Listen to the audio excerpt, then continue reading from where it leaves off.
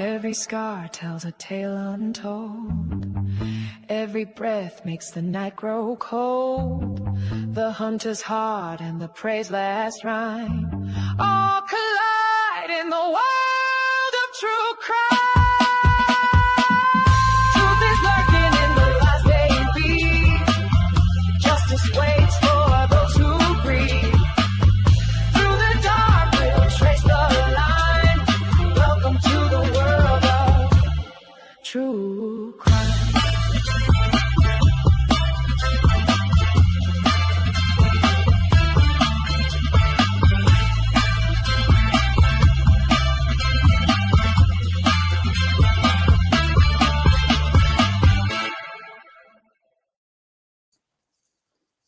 Hello and good evening to this long-awaited version of True Crime with a Twist.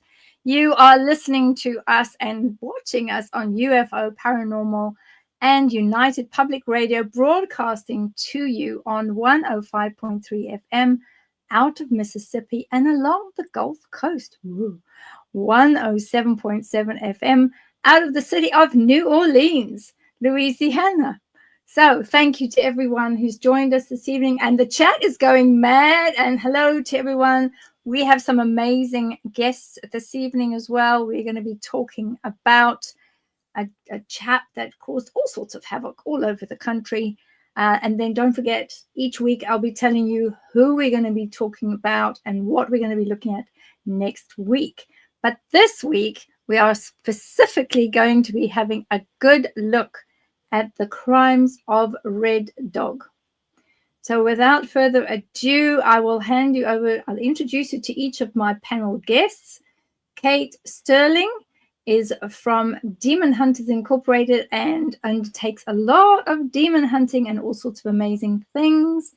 We also have Asria, and Asria, as we well know, who's on all sorts of other channels, does a lot of the alien DNA. So we are definitely going to be looking at, did James Allen Red Dog have an off-worlder with him? Did he? We'll soon find out. And then a very special welcome to our guest, Akwana, who is from the Creek Muscogee tribe, who's First Nation out of Florida. So she will also have her own opinions. Then at the end of the show, I will do a wrap-up and a conclusion, and then if you like, you can put one or two in the chat later when we come with a little bit of evidence to you. So let's get started. Let's make a start. Akwana, would you like to give us your background, please, and tell us your views on James Allen Red Dog?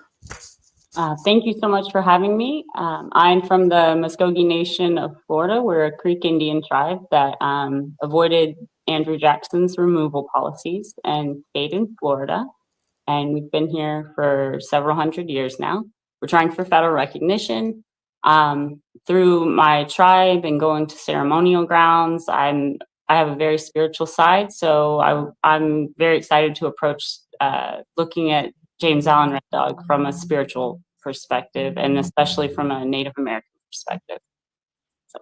Oh, and what do you feel? I mean, you've had a look at him, and you've had enough time now to have a look at his ancestral side. He had a lot of issues on the reservation. Would you like to fill in what you've been picking up? What are your energies feeling around this soul Red Dog? Sure. So the first energies that I picked up is that he was very troubled from a very young age. And being that he was so young, I tend to believe that there was an external influence there.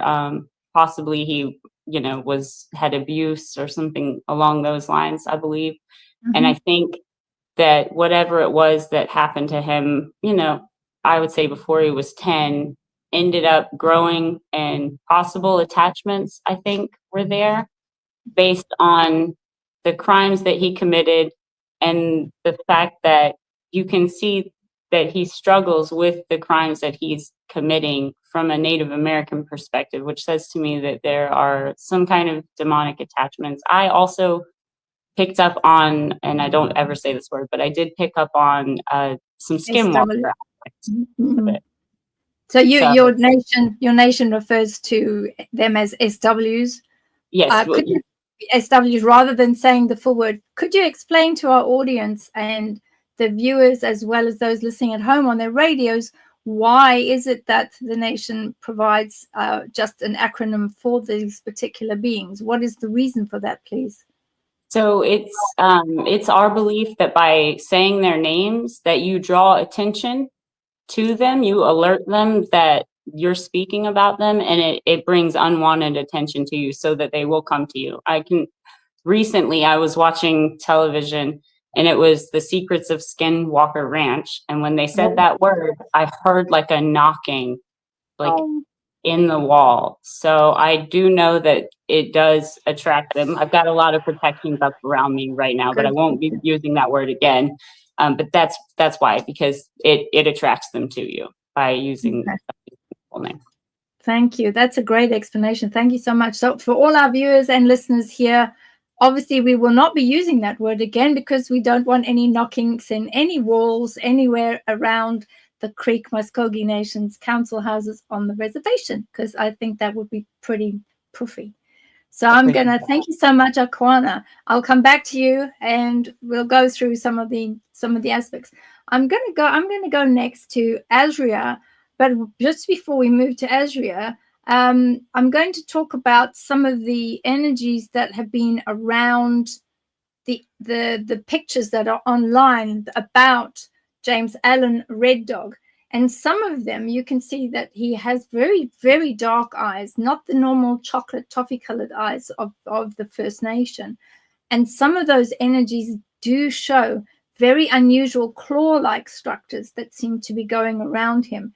So his energy body did change, and it changed from the age of 8 onwards. And some of those energies also show that he did have a lot of sisters. He had about 8 sisters.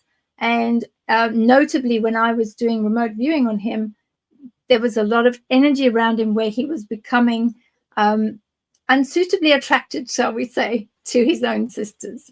So I'm going to come to you, Asria. Would you like to give the viewers and particularly the listeners who might not know you, what is your background? What is it that you do? What are your services? And how it went with having a look at James Red Dog, and tell us a little bit about what you managed to pull into and how you're able to transmute those energies, please. Yeah, thank you. And hi, everyone. As I said, my name's Asria. I've been working with energies and spirit now all my life. I said it's something that has been like for my norm, if you like. And it was about 14 years ago that I really started was introduced to my off-world team, if you like, via many impressive mentors, shall I say. And it was the most amazing awakening of my life. And it was then I started to ask questions as to our own ancestry. And so from there, I then started to understand the frequencies, and then started to understand the vibrations, and working with tools like the Unifier, which is a beautiful selenite piece, began to pick up on the different frequencies of the different beings within us. So we hold those frequencies within us from our past lives, either off or on planet. So with Red Dog, I was tuning into him to see, okay, so what are not only the beings that he's come in contact with throughout his life, but certainly those abilities. What are those beings and attributes that he's actually pulling on now? So, as we've heard, he didn't necessarily have the most stable of upbringings.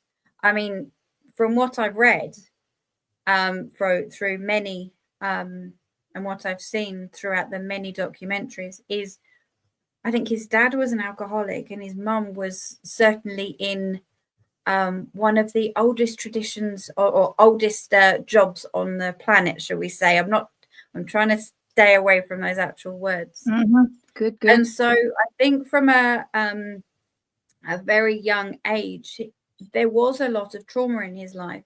And Akwana, if I may say, and if I'm saying this correctly, so for the native people, he was very much involved in kind of like the loss of the land and the loss of the supervision, and kind of like the depression behind that. So not only did he have that in his own family, he also had that sort of in his community. So there was a lot of that trauma. And with that trauma, kind of really started to feed off those frequencies and energies within him.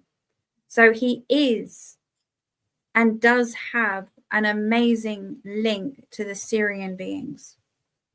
And I believe, and I would absolutely love a conversation, or indeed if you wish to share more, Akwana, with the Syrian beings and the native people, because they very much knew of Sirius A and B going back generations. So he did have that, how can I say, soulful and warrior, which I think both Beverli and Akwana has mentioned there as well, as part of him. But then he also had like the keeper of the spiritual laws, etc. So that very much made up him initially. So he had that within him. However, he also had the insectoid beings. So, which I'm going to just take a break here for a second and just explain with my work, it's having those three defined answers. So it's a feeling I get. It's my team, one of my team of 52 who step forward, who tell me, yes, that is that frequency, as well as that movement of the unifier. So once I've actually identified the being, I do very much then go and clarify that through other reference materials, such as the wonderful Elena Dinan and other people such as Lisa Royal, and all these amazing people that have been able to bring a lot of this information through, where I did pick up on, as I said, further information around the insectoids, the Syrians. And I know Beverli was saying they're around the Dracos as well. So it's those three beings that are very much a part of him and with him. Oh, that's perfect. Thank you so much. And I'm coming to you, Kate. I'm going to put you over here. And if you don't mind, I'm going to put you on the big screen.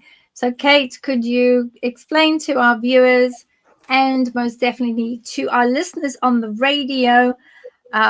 They are all over, as you know, particularly on 105.3 FM out of Mississippi and along the Gulf Coast. Put your teeth in, Beverli. 107.7 FM out of the city of New Orleans, Louisiana. Go ahead, Kate, please tell us all about it. Oh, okay. So my name is Kate Sterling. I'm an energetic healer, a professional energetic healer for the last 20 years. What I really love to do and what I specialize is mapping what's happened to a person, whether it's a living entity like a demon, a jinn, a succubus, something like that. Can I say those words? Yeah, you can. I think you're good. I think you're good. Okay, I already said it, so that's okay. You're fine. Or it's, spells, curses, hexes, or whatever. I love to map those out in the energy field, find out who did it, why it's there, that kind of thing. I think that offers comfort to people, what happened to me and why, and then allows them to take control of their life and say, oh, I need better protection, or, oh, I know what you mean. And maybe it's something that happened intergenerationally. So it's like, okay, now what can I do to repair my ancestry? So that's my approach with that. This was a fascinating case, Beverli. Oh my gosh. Because I'm going to bring in something that I was really surprised with. What I was doing, I was mapping out his energy body at the end of his life. I saw full possession. Absolutely. I saw the markers for lots of trauma early, what I would say is sexual trauma. And then also the energy of actually mind control programming is what I saw. It Oh, wraps wow. around in a certain way around the like the brain, if that's what you're trying to if that's what you know what I mean, if it's a mind control, you'll see energy that's wrapped around and wrapped around, and it almost looks like string, like if it was yarn and you were tying around, repeated, like a record loop. So and then I found something that would be the equivalent of what I think is early voice to skull technology. I really feel like he was. Yeah, I feel like, early years of voice to skull. Absolutely. Yep. So for those of our viewers and our listeners who are not fully appraised of voice to skull technology when they were testing it, Kate, can you explain the background of voice to skull technology? And then if we want to use the SEX thing later, rather use SA because that will get a strike for us. Yep. Voice to skull technology, I know it developed over time by the military. So what I see is, I see him as coming in as a very loving, gentle soul with a lot of truly spiritual gifts, really connected to the land, really connected intuitively. And I see somebody as like like a gateway person. To me, it looks like a priest of some kind, but different type of hat, who was at the head of whatever this operation was, identifying him early and bringing him in, taking him continually off. And I think that's when he experienced both kinds of trauma, the SA, which was the old style of trauma, let's say, and then the new technology trauma, which is technology based. And that's what, when I look at the trauma, it looks technology trauma, you know, and the mixture. What I see for him is like a tiny, like an implant that you would put back on the occipital area. Yeah. We say tiny now. It probably was quite large. Like when I'm looking at it, it's maybe 1/2 inch by 1/2 inch. I see like a surgery to put it on there. I've actually had voice to skull technology on me. It wasn't an implant, but it was a very thin wire that you'd put all around your head. Like you wear it like a headband. And then the person could be in another room typing in what they want and change the voice to be whatever you want it to be. So it was like, you want to hear God? And it would be like this voice that you think God would be. Hello. Or you want to hear, you know, more like whatever. And so it incredibly effective. You wouldn't know if it was your thoughts or someone else. So that's what I see. I think that he was, I think they took his natural abilities and really just amped it up. I think they put a being inside with him through the trauma and did the voice tech. And I actually feel like he was a military asset for us to be an assassin. Oh, yep. Okay. All right. I agree with you on that. So I'm going to put us all back on the screen. Okay. I mean, as always, it's so fabulous. And yes, it is a difficult situation because it's a bit like MyLab, but not, and it's a bit like MK Ultra, but after MK Ultra. Yeah. And I think because of his unnatural aspects with his sisters and having that energetic aspect going out towards them, which is obviously unnatural, most definitely. And that was then what we would call the trigger, the point where you could manipulate an individual because you know that that's what they want. And from what I was seeing, I'm going to check this across now with our First Nation individual with Akwana, is I see that these types of issues would not necessarily have happened on the reservation. That, you know, the five individuals that were unalived, in my view, when I looked at Red Dog, I found that even if his medicine man or even if the chief had spoken to him or the leaders, they would not have been able to quell that because the activity is actually white based. It's kind of white man's nonsense. I nearly said something there that I shouldn't. I stopped it, guys. I stopped it. So yeah, and I can say that being, you know, a white woman from Africa type of thing, not from Africa, from the UK, but nonetheless, I can say that rather than have Akwana say something like that, which might sound a bit odd. So could you comment and just mention if that is correct, if that what I'm saying is right? I think you have got yourself on mute, so make sure you're off mute. Okay, I don't think I'm on mute. Am I on mute? No, you're good. You're good. Go ahead. I was just being very quiet. I absolutely agree with what everybody's saying, and especially from a Native perspective, I think all of those kind of weird, unnatural tendencies and things like that do not typically happen that I've ever heard of in a Native family or a Native group. They're very respectful, and I feel like can we say demonization? Yeah, we can say that. I think I tend to believe that would have come from somewhere like a Catholic or a military, something like that. It's not, that is not a typical Native thing to do. And you can even, like I said, he tried to get out to go to his ceremonies even, and was taken away by whatever negative attachments he had. So you could still see that Native side of him trying to fight to get back to it. And I think he just really struggled. But I do tend to believe that was not a Native thing, situation for him. And it was almost like a mixture, because obviously when they caught him, he was walking across the bridge. But what I found very interesting, when I remote viewed him and I went into Red Dog and had a look around his force field, I really felt for him, because he had gone into the woods or to the mountains or wherever it was, and he was following his warrior code. He'd taken, the droppings of deer and other types of droppings, and he'd smeared himself with droppings to try to cloak himself to avoid detection. But yet he was, I would imagine, as you were saying, Kate, this particular band that he had with skull technology, that he would have been forced to go towards the main road, because he wasn't, when I picked him up through remote viewing, he was up in the forest. He was away. He was removing himself. He was following his natural abilities and surviving quite fine. But then he was pushed, which is why he covered himself with feces. He covered himself in such a way and ended up on the bridge, which is where they apprehended him. But what I also found really interesting is reading the police reports, is that when he was apprehended and the police officer said to him, what is your name? He turned around and he said, Jim. I'm like, what?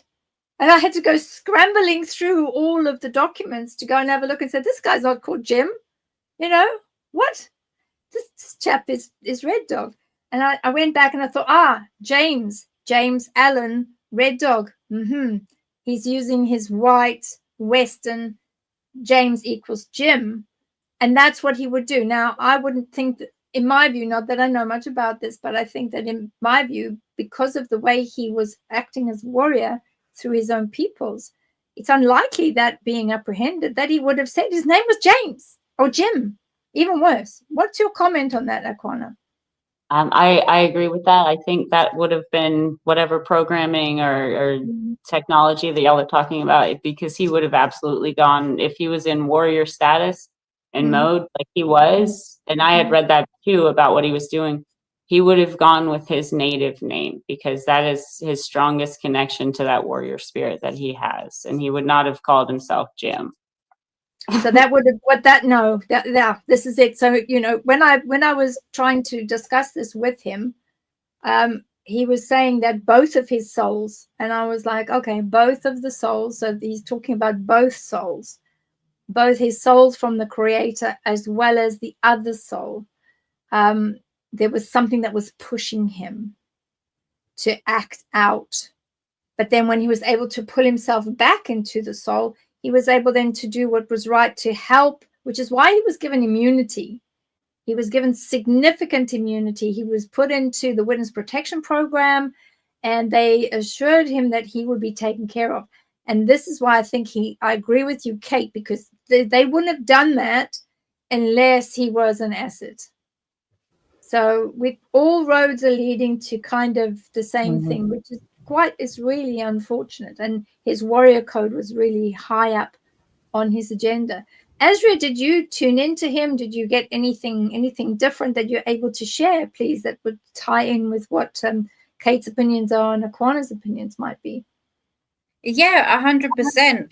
That's why. So I'm probably sitting here like a nodding dog, because absolutely it's everything that you guys are saying, with the warrior spirit being within kind of like that Syrian element, because they very much look at kind of like that soulful warrior and kind of like keeping the peace. But, and I think you mentioned it right at the beginning, Beverly, around that having that vision when you was doing the remote viewing of something coming across him, and that is linked to the arachnids, or as we were saying, the insectoids, because they're the type of beings that really do feed off that trauma. So as much as he's probably trying, and as Akwana was saying, trying to do that kind of warrior work within himself and linking back into those Syrian codes, actually where he was being pulled because of that level of trauma, whether it's trauma from his past or certainly from his present,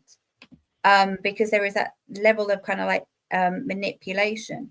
But unfortunately for him, he also had that draconian as well. I don't know exactly what race, but, and I think one of you guys mentioned it around the warrior soul, because the Dracos do hijack those types as well. So where he is very much kind of focused on one, and that's where I think where you're referring to kind of like that fragmented soul. There is that one who's wanting to do good, but actually he's being dragged by that kind of insectoid and draconian more on the other, because there is that high level of trauma. So yes, I would absolutely agree with what you're all saying there from that perspective. It is. It is a very difficult situation, because you end up looking at all sorts of different opportunities with him, and part of that means that where did Red Dog start, and where did the James Allen start, or were they so melded together at a soul level that the individual was always under control, and think this is where we might be looking at this going forward. So I'm just looking. I have got some pictures that I wanted to share, but my machine is not playing along, so I might have to say, please, can somebody come and help? Because as you all know in the chat, I'm not very good at technology. So there we have it. Meantime, we'll go through and we will just ask for Kate to give us some further overviews of how it would have progressed, how long would it have taken, what other additional injuries might he have had. And because he was on the run for quite a lot before he was given immunity and moved into the program, where he was protected by the state, was there anything else that you picked up? We know that he could have been demonized at the age of 8.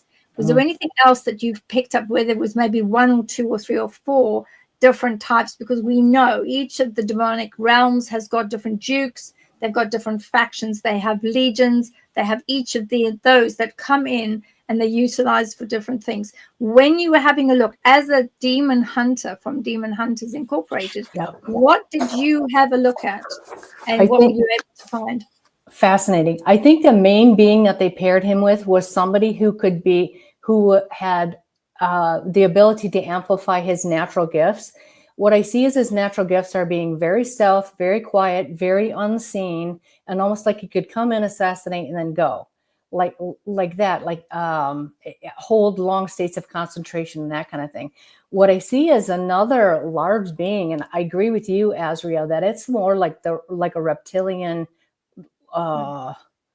monster, really. And I see that one, let's say, paired with him, so that if he needed protection, or if they needed to, mostly for his protection, but also I think that's the being that was engaged at the end, where it looks more brutal. You know what I'm saying? Where the last death is really brutal.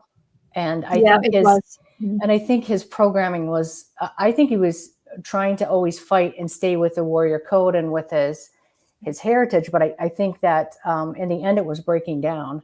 I mean, I do see them, what I think is, as I look, them bringing him in for what do you call it?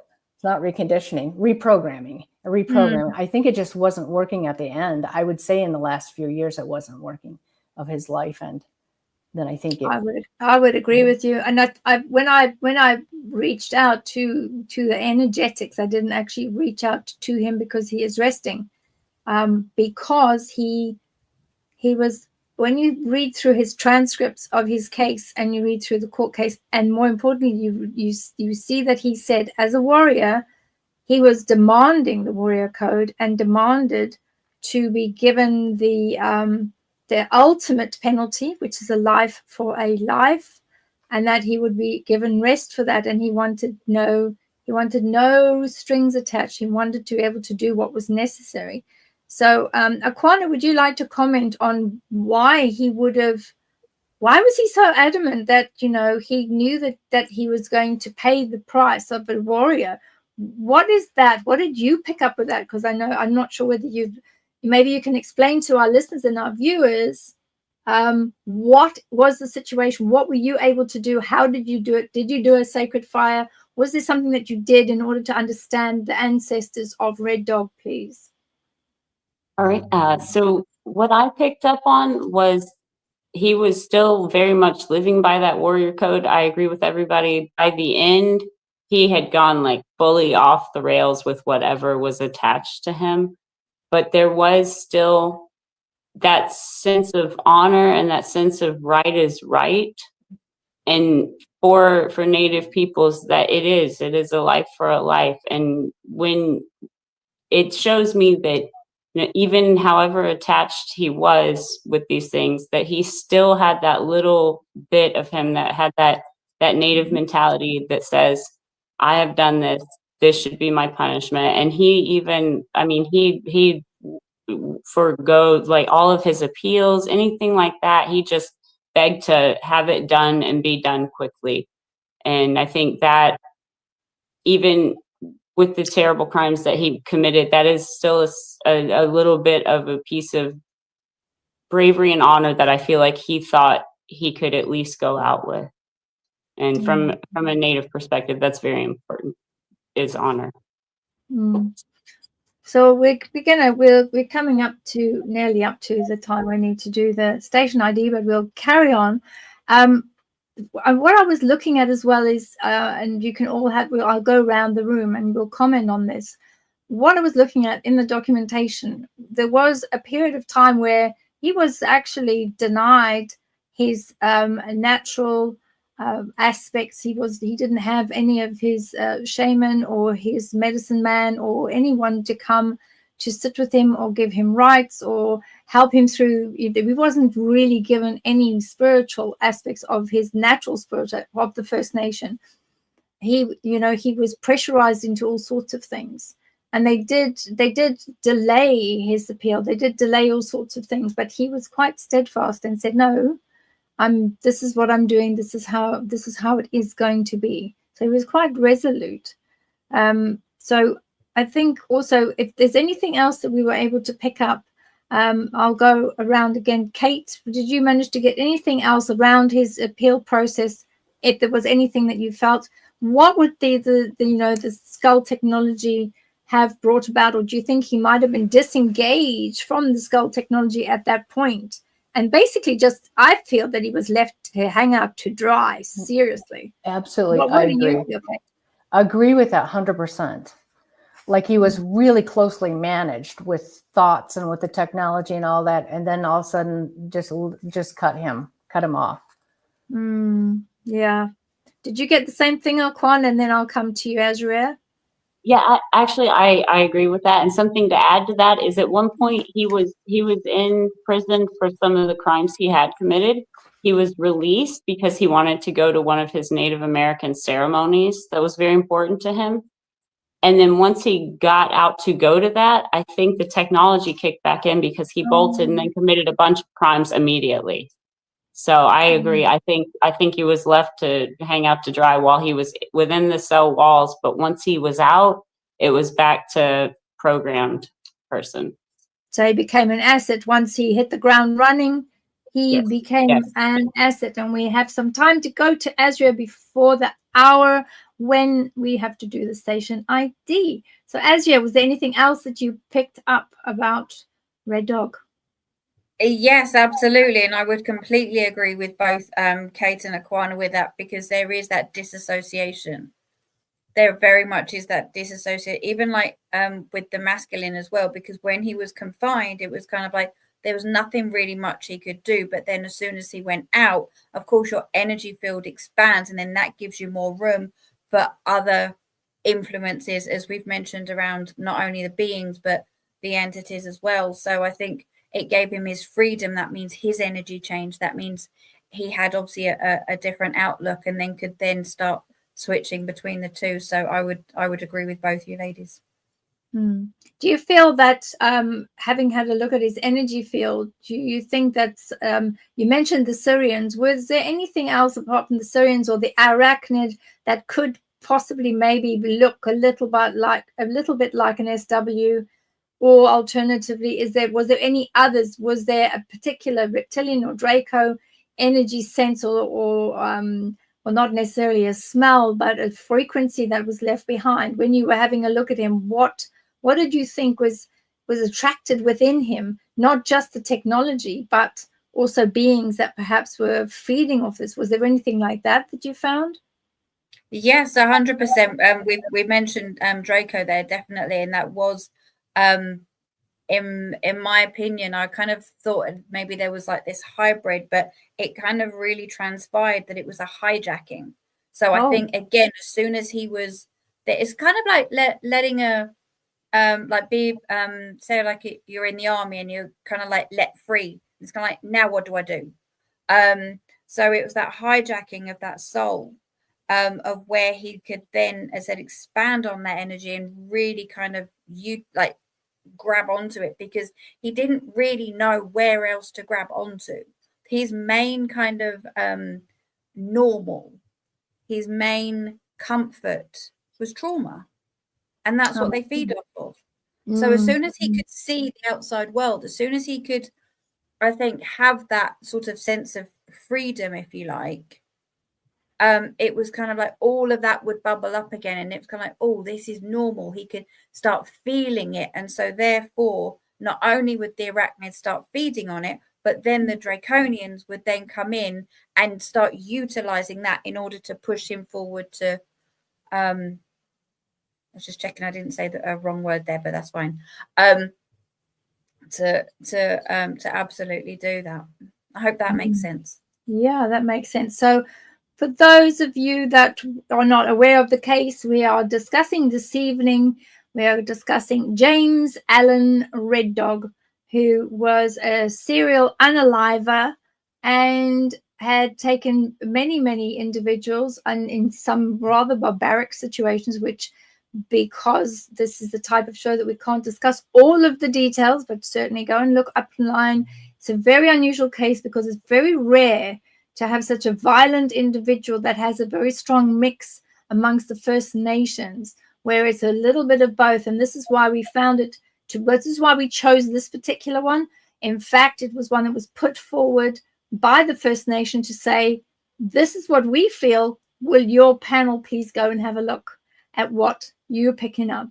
So I think that going forward, a lot of individuals will be reading and watching and listening to this broadcast later, because it is an extremely interesting example of what can happen on both sides of the coins, both Western activities where they are, reduced to being individuals that unalive individuals straight away, many of them for whatever reason, and also, unfortunately, an example of where something that is walking the ground enters into a space that's been created by no fault of the individual, I might add, by walking in through the back and holding on and catching on and holding on for dear life, and then helping whatever the technology is to move through and do the terrible deeds that he did. But sometimes he was himself, and sometimes he wasn't. So we also know that Red Dog, he actually married. He married and was with his wife and managed to, move in the right circles through the reservation. He did a lot of work for the government in bringing First Nations together and causing a peace. He brokered the peace. But when I remote viewed that, there was a time when he strayed from what the mainstream wanted. He strayed from what the military wanted. And you don't do that, guys. No. If you stray, you pay. You know, and then old military term, your foxtrot Oscar. I'll leave you, it's a F-O. You can tell yourself what that is. It's just your foxtrot Oscar, and that's it. And then you're left to just hang out to dry. So I'm going to be a really good person on the first time I'm presenting, so I'm going to have to do this. It is called a station ID. It's called housekeeping. So my colleagues, both Laura Lee and the wonderful Carolyn, had said to me, just try and remember on the hour. So I'm going to do it, guys. I've remembered it's there and I have it in front of me. So here we go.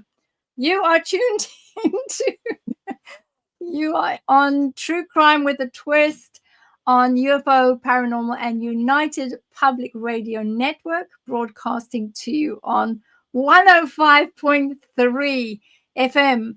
Yes, out of Mississippi. You see, I can read. I can. And along the Gulf Coast on 107.7 FM, out of the city of New Orleans. I'm sure I'm saying that wrong. Louisiana. So there we go. We've got that out of the way, guys. I know. So let's get into it now. Let's get to part of the summation. And then we've got a lot of questions. If you would like to ask our panel questions, please put QQQ in the chat, and then we'll start picking up the questions, and we'll take the rest of the show to go through the summation, possibly the conclusions. We'd like to hear your questions, and then at the end, we'll come to a conclusion of where our question of today was James Allen Red Dog possessed? So it might not be a possession, it might be a couple of other bits. So let's have a look. So I'm going to hand over to Akwana. Was there anything else that, with his wife and with his end of his days, how he exited the planet? Was there anything there that was specifically special? Do you know if he was allowed to bring his own First Nation peoples in? Could you explain to our viewers and our listeners, please? I do know that initially they were not allowing any First Nation shamans or medicine men or spiritual people in to come visit him, which I thought was highly unfair. But I believe a couple of days before he was to be executed, terminated, unalived. Yeah. Okay, unalive. That they did finally allow somebody from his tribe that he was close with to be able to perform the Native American ceremonies and rites on him, which I was grateful for, that they did at least allow that, because they were only, I think, letting in like priests.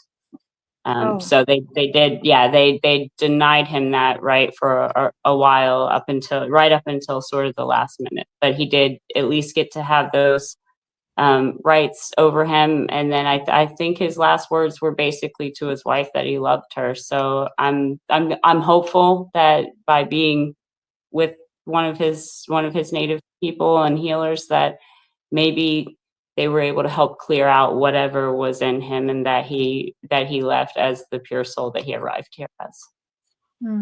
As there was the two souls there. In your opinion, within being part of the First Nation, do you feel that when he died, he had whispered, "I'm going home," which is just, when I read that, I thought, oh my goodness me, that is just so tragic. This poor man, he had tried to do the right thing, but then he knew.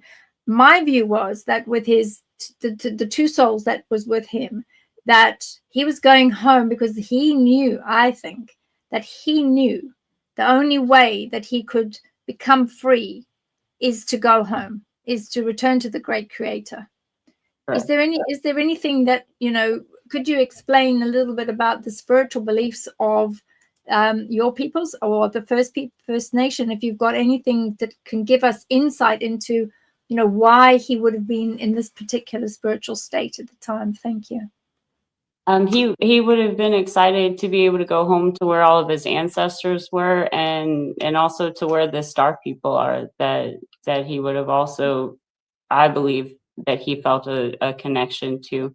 So for him to be able to go home, he'd have been going to the Great Fire up in the sky, and to be with his people again.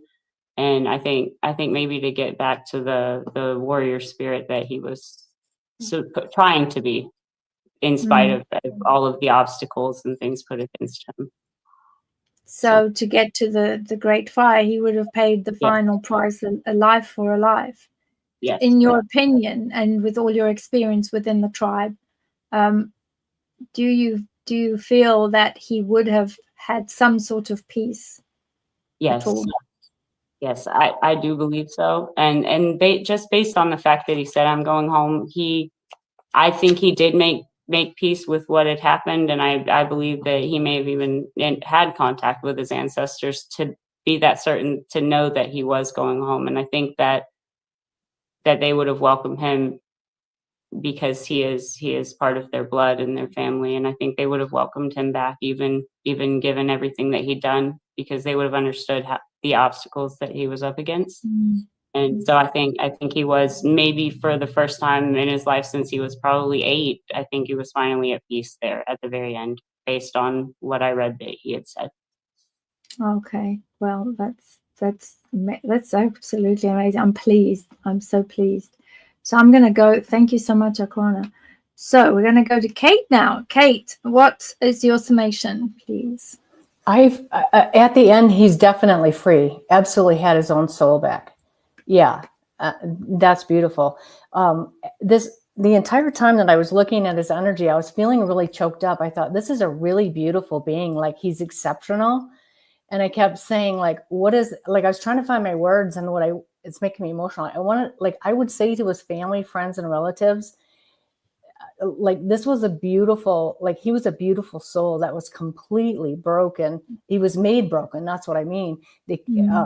From, not just demons, but from the technology. He didn't have a chance. And so I would just say, what I would want to say is, hey, we recognize that. We recognize this was a beautiful soul that was really terribly abused in the worst ways that you could imagine, two worst ways. So that's my summation. Yeah. I would have really liked him his soul. I really like his soul. The pictures that I saw of him, when there was a glimmer of the real red dog coming through, I think that he was a jolly type of person, and that he did, when he was able to, he was very different. Because his wife, if you look at the transcripts and you read the case, his wife never perceived him in that way. He never did anything to his wife at all during that time period in any way, shape, or form. Never did anything similar to that. And I think this is why maybe he was off-boarded as an asset during that time, because he was of no use. And they do this, if you're not usable and they cannot find a use for you, they will off-board you just as much as they on-board you during a period. They will off-board you and you'll be set aside. So you will have some peace for a certain period of time, but he certainly was suffering. So in your view, it was definitely a possession from your side. So when I do the summation, I will have yourself would be a possession, and also it would be tech, and Akwana. We've got this one. I'll come back to you, Akwana, and ask you for the final. And I'm going to come to you, Asria, to have a look at what is your summation of your work on this case. What do you feel the bones of this case is? I really do agree with Kate there as well. I do feel that him as a person, there is, and I could feel the emotion there, that actually when that soul first came down, it had some beautiful contracts to do. It had some beautiful work to be done with that link with the Syrians, and especially being in that community and doing that work. But as you said, with that level of trauma, with sisters, and his parents the way they were, and everything that was happening within those communities around that time, it just left him absolutely wide open. So, because I do think that he did have a level of kind of that spiritual anchoring, but actually at the heart of it, there was a longing for further support. And I think that's where these other beings that really kind of, because we do have a choice with those frequencies that we hold within us, to say which ones we actually want to start pulling down. And he was pulling down that warrior, but he wasn't necessarily pulling down on the Syrians. He was pulling down onto that Draco and that insectoid, to kind of really because there was so much anger. The one thing that I got was a lot of anger. And again, this is where those beings feed off. So I think going through the time, and as you said, with his wife, there was never any hurt or anything towards her. So there was still that loving being, that loving soul there. But again, these other ones just absolutely hijacked him.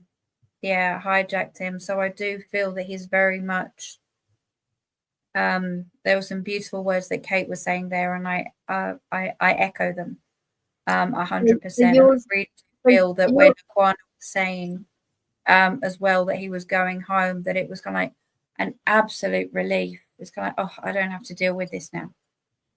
So your view, your summation is Assyrian or something else, or Draco maybe, or reptilian? Well, there was definitely all three. I picked up on all three, but his strongest was unfortunately the arachnids, which are obviously insectoids, and the Dracos were the strongest. But actually, right at the beginning of his life and right at the end, the Syrians were the strongest. But it was just in that mid portion, it was unfortunately those arachnids and Dracos that really, really done the damage. They done the damage, didn't they? Just thank you so much for that. So we're getting to the point now where we're going to have a look at some of our questions. So I want to say that we've been inundated with all sorts of amazing questions and comments and everything, which is over there. Let me just go and grab it.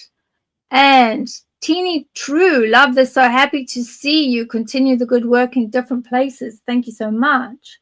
And then we have got Charles KLG. This is great. She couldn't wait to come on and have a look, which is fabulous. We've got the lady in blue there, Cheyenne Blue. Thank you so much.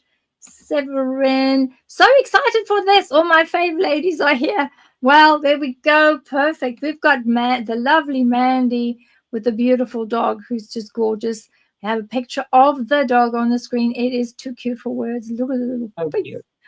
Little face. And the ears are up.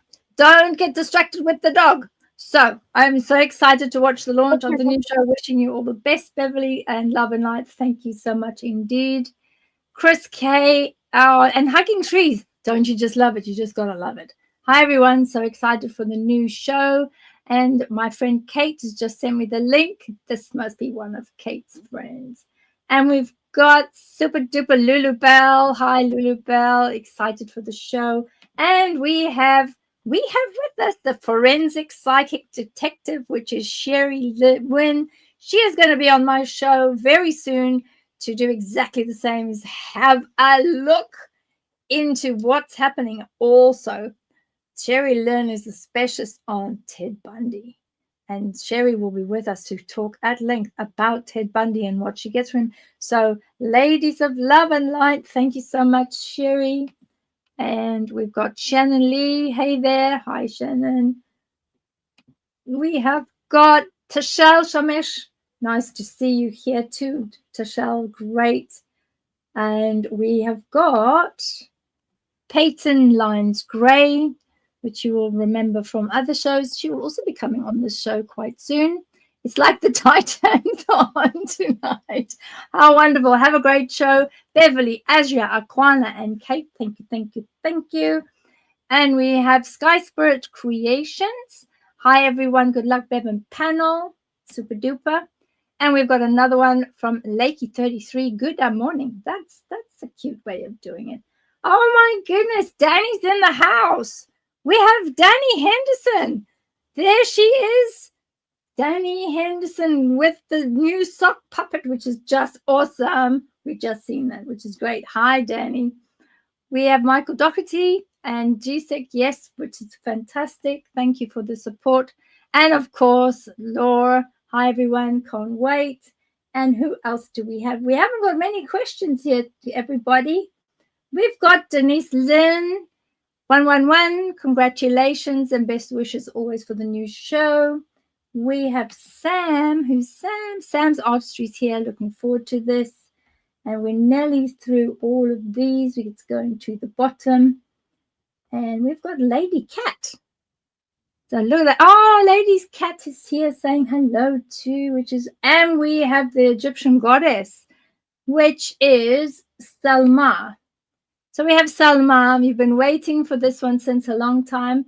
Ja, alles gut. Dankeschön. Our lady from Germany. And who else do we have? Oh, we have Lindsay. Now, this is a very special lady because that amazing, amazing track that you heard in the beginning was not only written, but it was created, written, produced for the show by Lindsay. So Lindsay, I know you're squirming right now. I can feel it, but I'm going to shout out that amazing catchy tune was all done by Lindsay. This is great job, Lindsay. Yeah, we like it. We love it. We do. Thank you so much, Lindsay. And what else do we have here? Where are our questions, everybody? Let's have some questions. You got questions? You might just have to wait until I'm finished with the housekeeping. Okay. Cheyenne Blue, let's have a look. I hope you're all as excited as I am for this weekend, sending love and light and positivity. Yes, we are. Tashel, Michael, Lindsay, nearly done. We do like to get through as many of these comments as we possibly can. And we've actually done quite a lot. We've got about 500-600 here. Quite a, oh, look who's here. One of my colleagues, Carolyn Shelbourne. Hello, Carolyn. Lovely to see you. Hi, everyone. I have shared it all out. Thank you so much. So amazing for me to have colleagues. Who knew I'd have colleagues? Wow. Haven't had colleagues for years. But we do now. Sam Artistry and Lindsay again. Yes, look at her. She's happy bunny now. Yes, very proud of the work and also in the RVA group. And we don't have, Girl of Cheer is here too. Oh, there we go. Hi, Girl of Cheer. I love all the names. There are all sorts of names. Serenity Overflow. Hello, everyone. Yes, thank you so much. Please, and we've got Tia Bean with the dog, the black and white naughty one. So excited for Bev's first true crime show. Good luck, Bev, Asria, Akwana, and Kate. Oh, and we've got the Irish Club. Thank you, thank you. And we're nearly to the bottom, everybody. So I'm going to go. I'm nearly done. Oh, we've got Dennis the Menace. I always do that, don't I, Denise? I always do that. I'll take that off. I was very rude. Right, Akwana, you said you have questions. So what are the questions? Well, I'll ask this one for everybody, but there was one crime that he committed where he went in and it was like two other guys convinced him to join. And did you get any kind of, I don't know if anybody remote viewed or looked at those two individuals with them, but that was kind of where I was getting that weird SW vibe. And I was wondering if if that crime was that they got him in on, if that was some kind of like initiation or something, or some kind of, I don't know. It just seemed really bizarre to me, and I just wondered if you guys saw anything when y'all were looking at that one. Weird. It was quite an interesting one. When I had a look at those, because I viewed each of the crimes. And the funny thing was, having worked with the police in South Africa, and I was one of the very few RVers, remote viewers, that was allowed to be interviewed and presented in the official South African police magazine. And they had said, yeah, it's kind of, we are going back many years now, guys, like over 40 years, not a spring chicken anymore. But I was always taught by the police officers and SONOP, which was the special branch, which is a different type of branch that looks at very unusual crimes. Because in South Africa, they do have this type of crime that they tend to, the individuals that cause these issues, they too tend to target the native indigenous population for this very reason.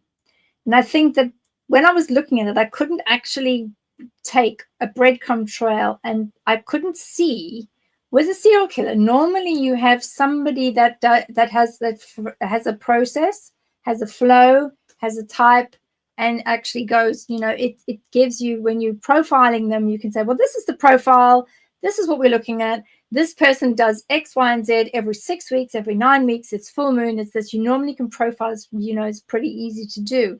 I could not, and for the life of me with Red Dog, I could not profile this man. It was ad hoc. It was opportunistic. And the ones that you were talking about, Akwana, they were opportunistic. But I do think that part of that energetics with those that were walking with him, I think they knew that he was vulnerable, and then they send out that energy. I'm sure, Kate, you'll be able to say more about that. But that demonic energy was sent out. And, the demonics, they love friends. They love to have a party. They love to bring everybody, because the more the better, the worse the situation's going to be. The more energetics are going to be there, and the more that they'll be able to push and get that information out there, pull that information out of the person, pull those energies, and really just enjoy causing havoc. Kate, what do you think of that particular scenario that I've completely agree? Absolutely, 100%. They're like opportunistic, bottom feeders, like feeding him his energy and using him. And then what I saw too was, well, then let's give him alcohol and some other things, because I think he had a tendency to black out and he wouldn't have remembered anything. And so I see that as being a part of those last crimes. So Akwana, did you see whether there was anything specific? Was there any alcohol or substance related? We cannot use the names of the substances, everyone here. Okay. Was there any alcohol or substances that you saw or in the case files? I believe I actually did read about one of them where he came to and he said he had no memory of it whatsoever, blackout. So I do believe that there were substances and recreational, not good things involved as well, which would have just made it that much easier for them to get him to do what they wanted. But yeah, I believe he was highly intoxicated. And I'm not even, I think that he was given a lot of this stuff. I really feel like he was trying to stand in his strength, like the warrior's code, like Asria said, really trying to stand, and try to have time away from everything so that he could ground himself. And I see them giving it to him. You know what I'm saying? Doing whatever they can to manipulate and use him. I agree with that. So that would have had a weakness for sure in the auric field and the toroidal field. The moment you're bringing in that level of substance abuse and that level of alcohol, that causes that schism, that opens the schism, and the energy comes in, and this is when they're allowed in. So not only does this poor gentleman have the demonic aspect, but also has the military and the mechanics of the technology working against him. So literally, it's like double bubble in one person. Yeah. Asria, you were gonna comment. Yeah, no, I was gonna absolutely agree, and I think with those yeah, with those substances and alcohol, as Beverli was just saying, with the energies in the auric field, you're just opening yourself up to more and more. So so I was just going to say, absolutely agree there, because you're taking away from that essence. You're moving away from that essence of that soul. And as we were saying with the soulful warrior, that was being depleted and depleted and depleted. Gosh, yes, it is. It is a very sad situation. The more you start delving into these cases, and this is, I mean, this is one of 12 cases that we are looking at. We've got 12 weeks of reviewing many of the serial unalivers, and we'll be looking at all sorts of different things. Going forward, we'll also be looking at the soul plan. We'll be looking at the astrology, particularly looking at whether the astrology chart starts or finishes at a particular point. We'll be looking at the perpetrators, and we'll be looking at the victims.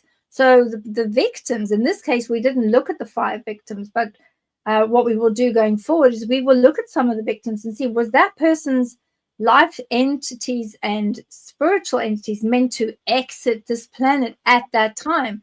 Does the astrological projection finish on the exit date, or does it continue after the exit date, which gives you a totally different aspect? Then we're going to have a look at the soul planning. So, well, what about particularly next week, which is the Vampire of Sacramento, which is known as Richard Chase? That case, that honestly, I was at the, oh my goodness me, that just blows your head off. Trust me, it's quite something. And when you start seeing what's happening, and we're going to see at the end of the 12-week period, what is the commonality? What is the common thread? Is there a red thread or golden thread between all these cases? Can we see, is it off-worlders? Is it entities that are part of the Draco, part of reptilians? Is it the SWs or any other type of beings that are attached to the land? And then obviously we've got the demonics as well, which are all part of it. And we'll be able to see after the 12 weeks, what is the common feel across all of it. And we'll have at the end of those 12 weeks, all various different panel members that have been with us for those 12 weeks and putting forward their opinions to see, why has this happened? Why are serial killers in this particular way? So yeah, I think we've got a lot of good ideas on how this would go. Let us go and have a look and see where are our questions. So please, everyone, put QQQ in the chat, and let's go and see what we've got. So we have a question here from Cheyenne Blue, and that is, was he the only one affected, or were there others being controlled or overtaken? So let me go around the screen, and we'll start with you, Kate. What's your comment on that, please? I feel like, or when I look at it, him in particular, the crimes at the end, those beings were affected as well by something. But for the majority of his life, I don't see that. I mean, maybe other beings, but not in the way that he was. Okay. Thank you. And Asria? Yeah. Asria? From my perspective, I think he, with that level of trauma, it would have just been him, because I think everyone else was had their own goal, their own path, their own. Yeah. So from a being perspective, then again, it's that free will. We're pulling upon those energies. So hopefully, in answer to your question, I believe and agree with Kate that it was just him. Okay. And Akwana, for Cheyenne's question, was he the only one affected, or were there others being controlled or overtaken? I think with respect to him being controlled through, say, electronics and things like that, I do tend to believe that he was the only one with respect to that. I, however, know that the land that he was on, he was with the Assiniboine in Montana, and that some of that land, especially being Native American reservation land, has a very sad, depressive energy to it. And so a lot of the native people on the land are affected greatly by that. The conditions are truly terrible on some of the reservations. And so I think that there is an effect of that because it seeps into the land, and I think it does affect all of the tribal members that are in those situations. So that's Are they also, pardon my ignorance on this, but also for our listeners and for those in the chat and for those watching, is that also part of the Sioux, which is sometimes pronounced as Sioux, but it's actually Sioux? Was that also part of the Sioux Nation? Yes, so they're actually neighbors, and he, as far as I understand, was had DNA from both tribes. Both tribes, okay. And So both tribes are well below the poverty level. There is serious substance abuse issues and things like that. So it's even as he was going back and forth between, and a lot of people don't have family that stay on the reservation because there's no jobs, so they don't have a support system. Even as he was going back and forth, it would have still been that same depressive kind of energy that the earth is absorbed, and it just kind of radiates from those areas. So in other words, is it possible that we could define, or could we propose an assumption that the land could have been shouting out or crying out for something specific? Is that what I'm hearing? I think it's possible. I think it's possible because the land there needs healing, and it will call out, and especially somebody as spiritually connected as this guy was before he had the SA and things like that happen to him. I think he would have been very in touch with the earth and have realized and heard those kind of things and wanted to help. And so yeah, I do believe that the land would have absolutely spoken to him. And in a furthered state of having attachments and things like that, I do believe it's possible that he may have even thought maybe he was doing some good, or helping in some way to settle down those energies. But I do think he was greatly affected by the land. Oh, I agree. So we have a question here from Lindsay. Hi guys, loving the first show. Can I ask, why do you think he became a target? So we'll go back to you again to onto the side here, which is Kate. Okay. Why? Great question. Yeah, it is a good one. Go for it. Okay. I think that he received testing early in school, and then they identified what his abilities were. I think that he was really good at being a psychic and really intuitive, and had that warrior code and all that within him. He was born that way, and I think they wanted to utilize that. So that's what I see when I look at it. Like early, let's figure out who from this tribe we can utilize, and then I see them doing that to a number of other tribes, identifying that person. So it wouldn't surprise me that we find some commonality with similar types of crimes that you wouldn't expect. So gosh, that's a very good. That's a really good. Before I come to you, Asria, I'm going to go back to Akwana with what Kate has just said. And I know you work within the Demon Hunters Incorporated together as colleagues. With that sort of comment, is there anything that you would know, being, on understanding reservations and your fellow First Nation peoples? Is there anything that happens at schools that could cause this level of flagging, where they could have seen, him and others? How would they have done this?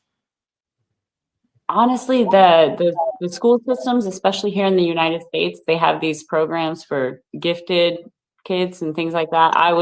And they do all of this testing. I was subjected to that, and it was bizarre. It was bizarre, and I think they utilize those opportunities for kids that maybe have parents that are more absent or something, that they know that they can get that kid separated and they can work on that specific kid. My parents were very overprotective, so I was not doing a bunch of stuff, but they did do all the testing, and they put me in the gifted program, and it was always a very weird thing, and I always had a lot of questions about that. So and with the fact that he is a Native person, First Nations, his DNA just because of who he is also special. you know, and I think that gets targeted as well. So if you don't mind me asking, because you've mentioned it, but feel free to decline to respond to this question, are you able to share or enlighten our listeners and our viewers just a little bit about what would have been, now that we've been asked this question, why he might have become a target, or how, what is operationally, what would have happened? If you feel comfortable being able to just enlighten us on what sort of things do they do in these evaluations, so that we have some understanding of what goes on in the background. Well, it's weird because the same evaluations that I had were evaluations that were done on my mother like years and years ago, when the CIA and things like that and were done to her on the college campus. And they would just do regular testing on her like a guinea pig, because her mom was in school at that college. And I haven't watched the documentaries, but there are a lot of people that say that they went into those gifted programs and they have memories that are coming back of training. And Kate, you know what I mean? So okay. Yeah. Well, thank you. Thank you for being, as open as you possibly could be. And apologies if it had triggered you in any way. Okay, let's go to Asria. And could you have a look at this question? Can I ask, why do you think he became a target? Yeah, sorry, I was listening to all that Akwana was saying, but I absolutely agree with both Kate and Akwana there. Not only was he an absolutely bright, shining light, and didn't necessarily have that sort of spiritual anchoring, because I said, if we're going back to sort of his parents, obviously his dad being an alcoholic and his mum obviously not in a good way, and then his sisters. I said there was trauma at a very, very young age. So if you're going into school, so it's kind of like an uneven balance.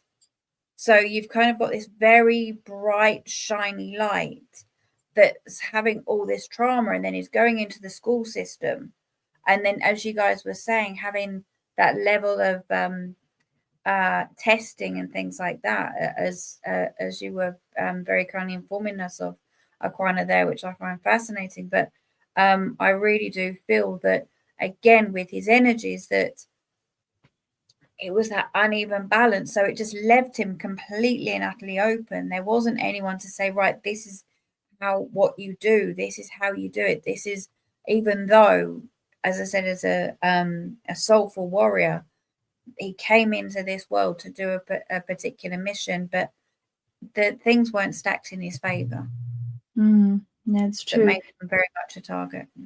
Thank you for that. So I also think that part of the issue wasn't, and I mean, I can be corrected because I might be wrong with this, but when I was having a look at his energy, he was extremely gifted, yes, psychically, and gifted as a child, but more so when I was in his field and looking at his field, he had been gifted to a point where, if he so wished, because the ancestors were working with him, he would have had the ability to have been inducted into the medicine clan, and he would have been able to be part of the medicine man lineage and started something very different, and maybe, just maybe, extract himself from a very difficult, very poor, very below the poverty line type of line, if he had been allowed to progress and grow the energies that he had. And part of my thoughts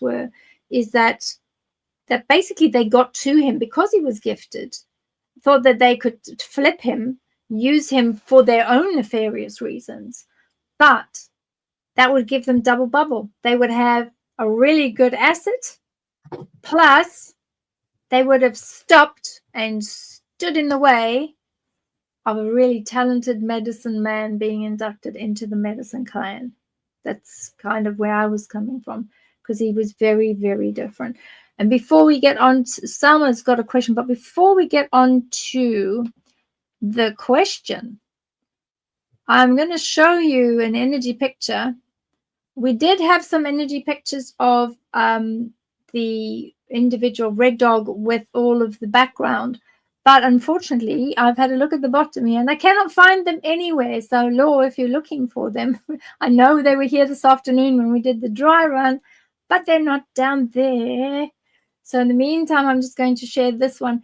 This for me is the energy of the medicine man, and the energy of those swirls that you see in the background is the energy swirls of his ancestors and his ability to be able to transmute energy, to heal people, to listen to the ancestors and give the type of medicine in medicine bags that would have, or pouches, medicine pouches that would have been right for whoever he was treating.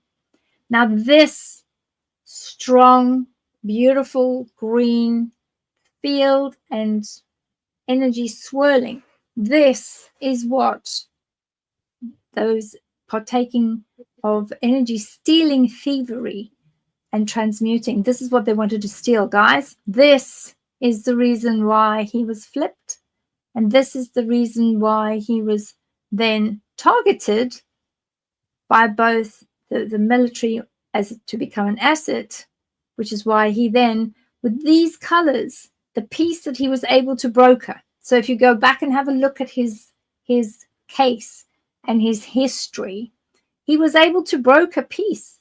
He was brought out of the system, out of the prison system, and he was the person most eloquent, with the most courage, sadness, but also conviction of what was necessary for his people.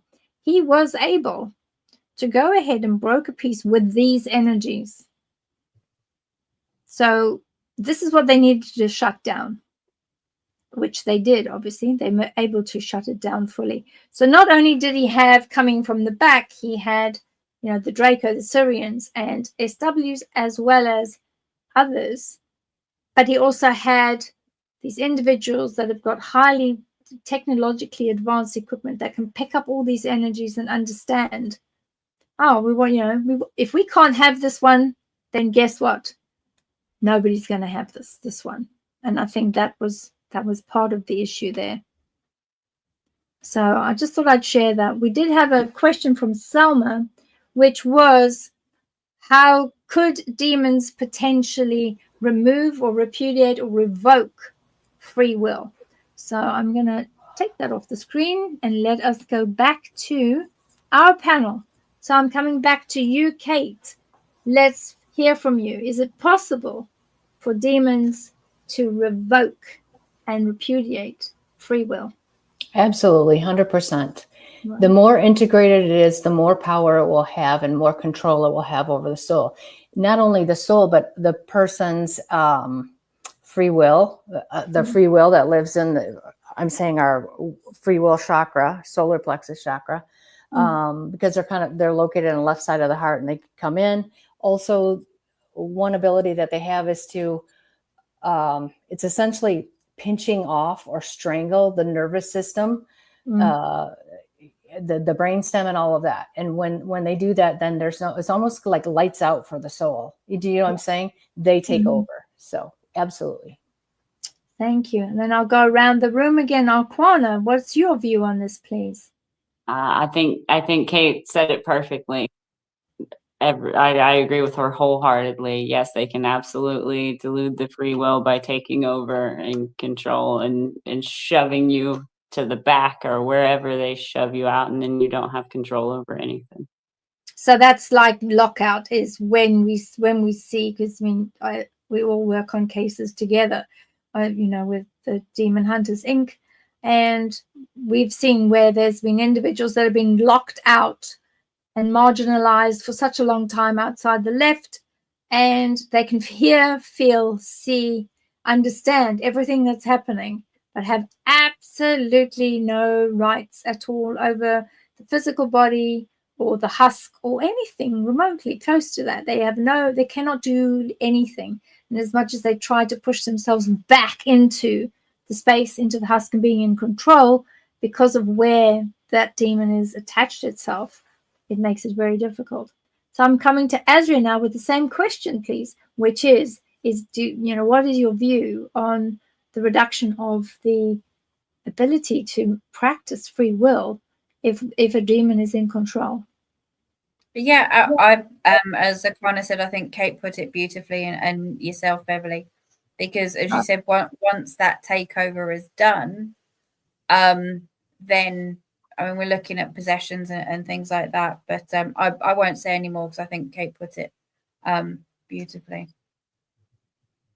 Okay, so where is the photo of Red Dog? It is where? I can't see it. Oh, there it is. I found it. Yay! All right. Thank you so much, Law. Oh, my word. Sorry, everybody. It's, for those that are listening at home, sometimes I'm technologically... Oh, and it's now just disappeared. Why did it disappear? I'm going to add it to the stage. There we go. No, and it's brought up the wrong one. Why is that? Go away. Go. Yeah, here we go. We have gremlins. And please come up nicely. Come on. Talk nicely. Come on. No, it doesn't want to know. No. Oh, there it is. Oh, my agony aunt. This is what happens, you see, when you've got somebody driving things that has no idea about technology. So here we go. This was very kindly produced by Asria. And this is a picture of Red Dog. And these are the entities. This is a visual representative of the entities around him. So, Asria, would you like to explain what these entities are, what they represent, so that our viewers, but then talk it through so that our listeners at home that are sitting having their cups of tea and their coffee can understand what we're seeing on the screen, please? Yeah, certainly. So these are very much AI generated, so they haven't been used from any other publishers or publications. This is purely sort of what I see, and as Beverly already said, with I'm getting used to technology now as well, so we're going hand in hand quite nicely. So what you're actually seeing on screen is I was asked to produce a representation of these beings. So it's you have Red Dog in the middle, and it's kind of like the three beings that he's sort of trying to balance up, as we were saying earlier. So on one side you have, I said these might not necessarily be the exact sort of pictorial representations, but it's similar to what I see. So you have the green on one side, which is the reptile, huge, strong, muscly, very masculine in energy, which we were saying before was very much a hijacker of him and of that warrior soul in order to go and continue to do all the horrible deeds that he did.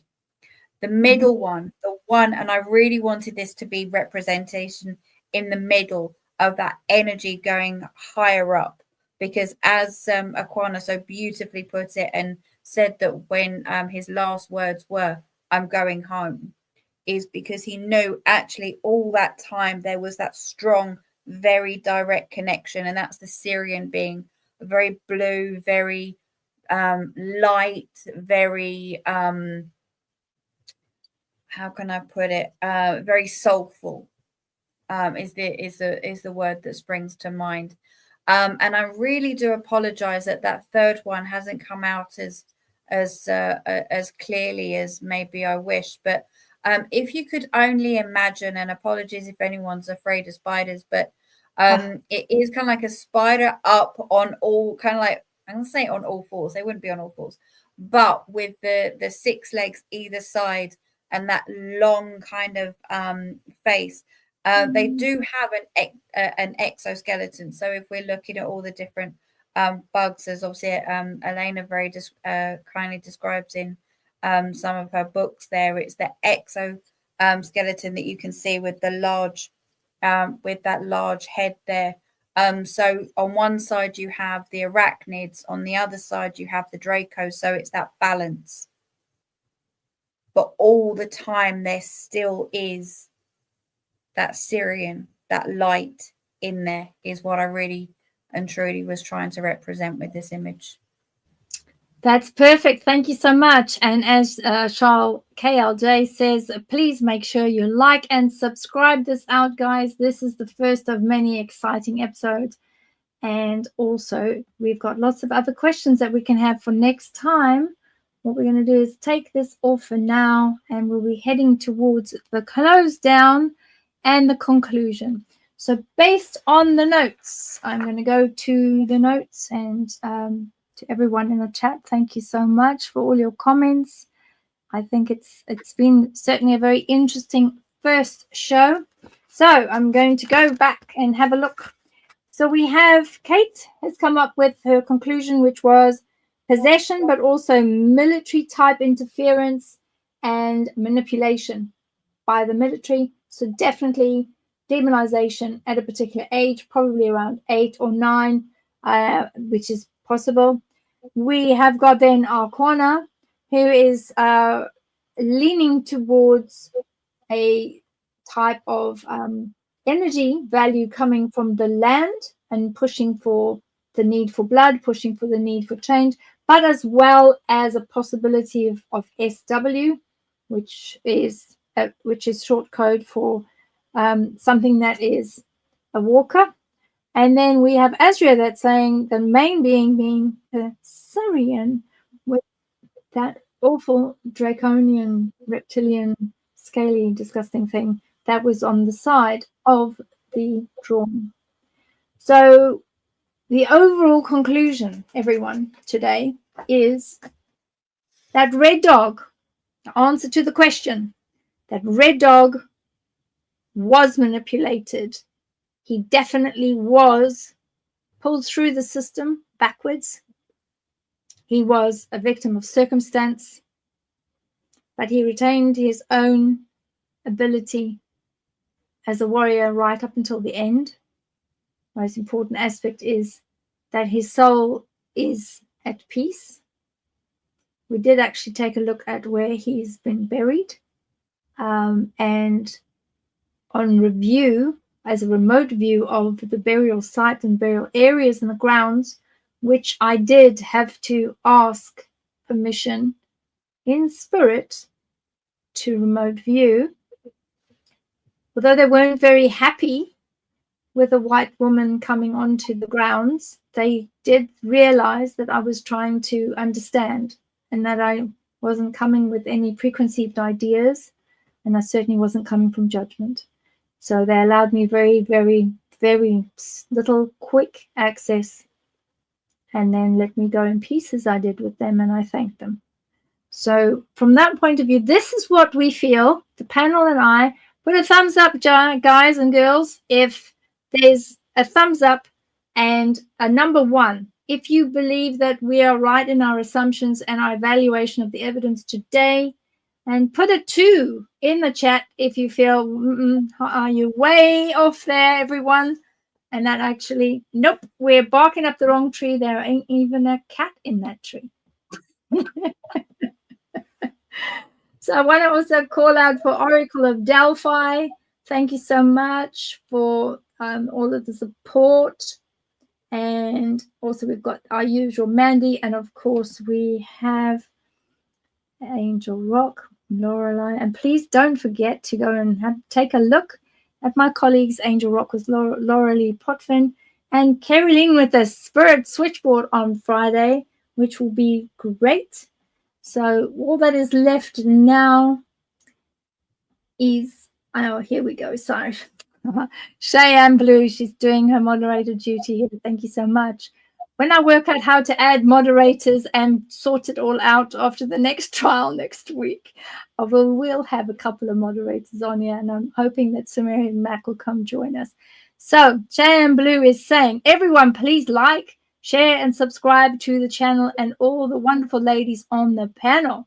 If you can't find the like, close the chat. It's at the bottom left under the video. Then rejoin the chat.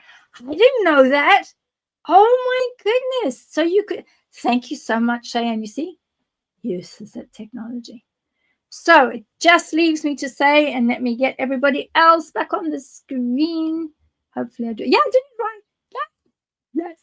So thank you to all of you for joining us to watch and listen True Crime with a Twist. I'm your host today, and of course, Beverli Rhodes. And thank you for UFO Paranormal and United Public Radio Network broadcasting to you on 105.3 FM out of Mississippi and along the Gulf Coast at 107.7 FM and out of the wonderful city of New Orleans. I think I said it right this time. I might have not. Don't laugh at me. Don't laugh at me. Louisiana. Thank you as well to the owner of UPRN, which is Joe Montaldo, and our station manager, Michelle DeRoche. Please stay tuned because upcoming right next after my show is a favorite of mine. It's called UFO Undercover with the boss man himself, Joe Montaldo, and that's at 7 o'clock EST. As always, I'm your host, Beverli Rhodes, and please join me next Wednesday at 5 p.m. EST, 10 p.m. GMT, so UK time. Live here, right here, so don't go anywhere. Bookmark this spot when we discuss the case, and it's an awful case, of the vampire of Sacramento known as Richard Chase. So wishing you a very blessed week and a great time ahead. And if you enjoyed this program, leave lots of good likes and shares and all sorts of things in the comments. I want to see how many 1s and 2s we've got. Let's have a look. Oh, my Lord, I've got it all the way to the bottom. Oh, well, look, there's the stats coming in already. 64 likes and 84 watching. Come on, get it up, get it up, get it up. Come on, everyone. Hit that like button. Show some support here. We've got to get this done. Oh, my word. It's a cute one. But I think that if you are listening on radio or on Spotify, please come over if you can to YouTube and come and watch us, because then you'll see us all on the screen in front of you. So we've got Nosi, which is a new person here. And we don't have any 1s and 2s that I can see. So it must be a very interesting bag. And I'm going to have to go right to the bottom. So sorry, guys, the housekeeping. There we go. Okay, 1s, 1s, 1s. And lots of good questions. We've got one more question. No, we don't. And I think that is more or less it. No, we've got one more question. No, we didn't. We did that one. We've been looking at questions, and I think we did do that one. So I think we are kind of done. Yeah, I think we are. So once again, thank you so much. Next week, same time, same place, Vampire of Sacramento. So come and join us. It's Richard Chase, the Vampire of Sacramento, next week, Wednesday, and that's 5 p.m. EST and 10 p.m. GMT. And thank you so much. Good night. Good night.